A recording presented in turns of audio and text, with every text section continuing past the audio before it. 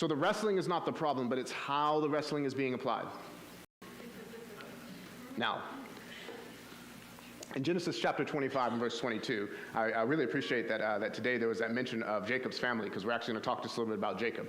In Genesis 25 and verse 22, it says, "And the children did what together?" It says, "They struggled together within her, and she said, 'If it be so, why am I thus?' And she went to inquire of the Lord." Now, when it says they were struggling together, anybody know what that term means? Now, if you pay attention to this, wrestling becomes a really interesting epigenetic marker for what was handed down to Jacob. Because Jacob starts out his life doing what? Wrestling. "Have I wrestled with my sister and have prevailed?" And she called his name Naphtali, which means that her and her sister were also people who wrestled. So the wrestling is not the problem, but it's how the wrestling is being applied. So you don't need to make a whole bunch of effort to not be like your parents. But what you want to do is you want to take the things that you've received from your parents and use it in a good way. So if Jacob received wrestling from his family line, just like Rachel did, that's not the problem. The problem is, what do you do with it?